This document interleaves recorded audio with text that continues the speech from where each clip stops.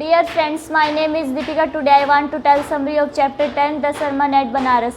Gautam Buddha was born in 563, died in 483. When his name was Siddharth, when he started her life. After 12 years, he went to study the scared of Hindu texts. After 4 years, he returned to home, married with Prince Asan, and lived splendid life 10 years.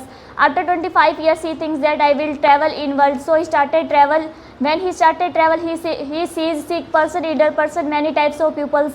He was very impressed this scene. So he thinks that I will get knowledge. He started wandering in world and think, as long as at last he sat a tree. The tree name was Bodhi. As long as he did not get knowledge, he sat there. And at last he get knowledge. He gave his first sermon in the city of Banaras to a lady. The lady name was Kisa Gotami. Kisa Gotami's son has died and he was very impressed. He was very disappointed and went home to him by medicines.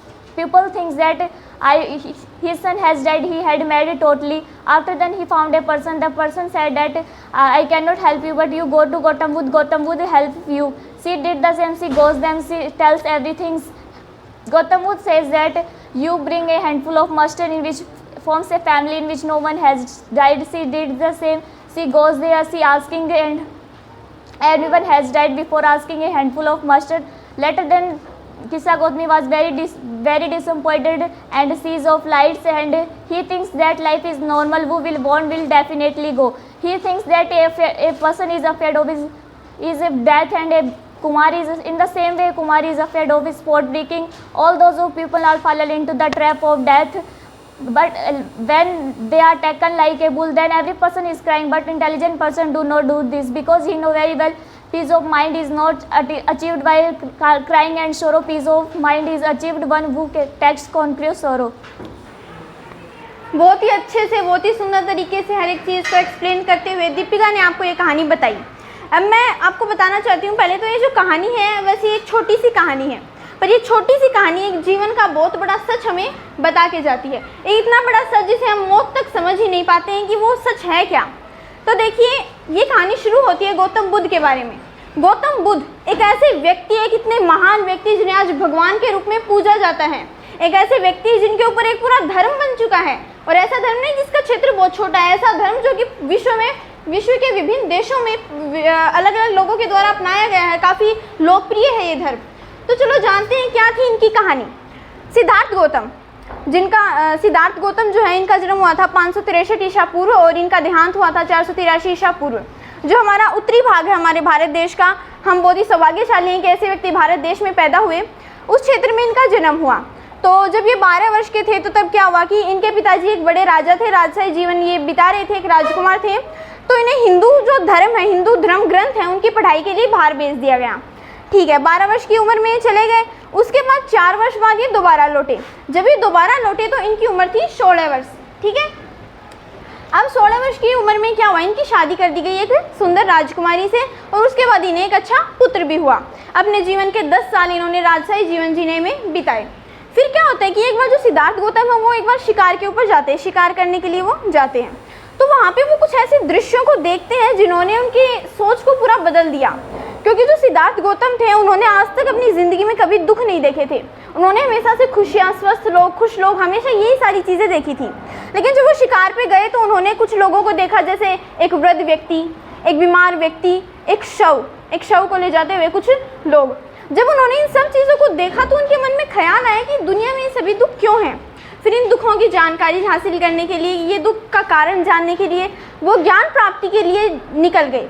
उन्होंने अपना सारा राजपाट त्याग दिया, सब कुछ छोड़ दिया और वो निकल गए एक जंगल में वो लंबे समय तक घूमते रहे और अंत में वो एक पीपल के पेड़ के नीचे बैठे और वहीं उन्होंने लंबे समय तक अपनी साधना की और साधना के बाद ज्ञान प्राप्ति की। उसके बाद जब उन्होंने ज्ञान प्राप्ति कर ली थी, जो सिद्धार्थ गौतम थे वो महात्मा बुद्ध के नाम से पुकारे गए और जिस वृक्ष के नीचे वो बैठे थे उस वृक्ष को कहा गया बोधि वृक्ष, यानी ज्ञान का वृक्ष। तो ये तो थी महात्मा बुद्ध की कहानी। अब देखिए, कहानी यहाँ से शुरू होती है। वास्तव में एक औरत थी जिसका नाम था किसा गौतमी। किसा गौतमी के एक लौता बेटा था और वो एक लौता बेटा एक दिन मर गया। अपने बेटे की मौत से पागल वो औरत हर एक घर में गई है और हर एक घर में उसने भीख मांगी एक ऐसी दवाई की जो उसके मरे हुए बेटे को जिंदा कर सके। लोगों को ये बात काफ़ी हास्यास्पद लगी। लोगों ने उसका मजाक उड़ाया कि ये औरत तो पागल हो गई, इसका बेटा मर गया, मरे हुए को कैसे जिंदा किया जा सकता है। हर किसी ने उसका मजाक उड़ाया, वो भीख मांगती रही, हर एक घर की चौखट में उसने भीख मांगी उस दवाई के लिए। फिर अंत में उसे जब कोई नहीं समझ पाया तो एक व्यक्ति ने उसे एक सुझाव दिया कि मैं एक ऐसे चिकित्सक को जानता हूँ जो आपकी समस्या को दूर कर सकता है, वो आपको ऐसी दवाई दे सकता है। तो उसने नाम बताया सिद्धार्थ गौतम का, यानी महात्मा बुद्ध का। जब वो औरत महात्मा बुद्ध के पास गई और उसने ऐसी दवाई मांगी तो महात्मा बुद्ध ने बड़ी सरलता के साथ उसे कह दिया कि तुम जाओ और एक ऐसे घर में से कुछ सरसों के दाने लेके आओ, किसी भी घर में से एक मुट्ठी सरसों के दाने लेके आओ। ठीक है, वो औरत खुश हो गई कि एक मुट्ठी सरसों के दाने तो मैं किसी भी घर से ले आऊँगी, और वो उसने हाँ कर दी। लेकिन फिर महात्मा बुद्ध ने उसमें एक बात और जोड़ दी कि आपको ऐसे घर से सरसों के दाने लेके आने हैं कि जिस घर में आज तक एक भी मौत न हुई हो। फिर वो औरत गई, उसने घर घर में वो सरसों के दाने के लिए भीख मांगी। हर घर में जब उसने भीख मांगी तो उसे एक ही जवाब मिला कि हमारे पास सरसों के दाने तो हैं, लेकिन हमारे घर में आज तक ऐसा हुआ ही नहीं कि कोई व्यक्ति न मरा हो। यानी कि हर एक घर में कभी ना कभी किसी न किसी प्रियजन की, किसी न किसी व्यक्ति की मृत्यु अवश्य हुई है। इससे वो औरत काफ़ी निराश हो गई क्योंकि उसे सरसों के दाने नहीं मिले थे, और वो एक पत्थर पर बैठ गई। पत्थर पर बैठकर वो शहर की तरफ देखने लगी तो उसे जो कुछ तारे हैं वो बार बार जगमगाते हुए दिखाई दे रहे थे। तब उसने भाग्य के ऊपर विचार किया कि हमारा भाग्य भी तो ऐसा ही है, हमारे भाग्य में भी तो कभी सुख है, कभी दुख है, कभी उजाला है, कभी अंधेरा है। उसके बाद महात्मा बुद्ध ने एक स्पीच दिया, एक बहुत ही सुंदर स्पीच, एक बहुत ही सच्चा स्पीच। तो क्या कहते हैं, देखिए महात्मा बुद्ध, हमारे जो जीवन है, जो हम आज जी रहे हैं, क्षणिक है, एक छोटा सा जीवन है, लेकिन ये जो क्षणिक जीवन है ये भी दुखों से भरा हुआ है। जैसे एक कुम्हार है, उसने घड़ा बना दिया तो हमें हमेशा डर रहता है कि वो घड़ा कभी भी गिरकर टूट सकता है। एक पेड़ है, उस पर एक फल लगा है, और जब वो फल पक जाता है तो हमें डर रहता है कि वो फल कभी भी गिरकर टूट सकता है।